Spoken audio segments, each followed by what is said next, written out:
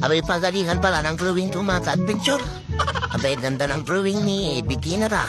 Parang nagdodrawing ata siya ng lovebird.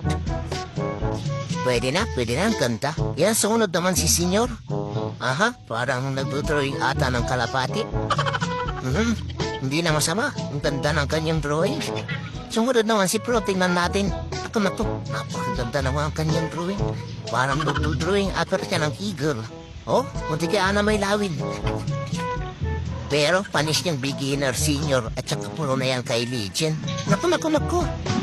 Walang binatbat yung mga yan sa akin, sa aking drawing. Tingnan niyo maigi. Ayan, sinisimulan ko na.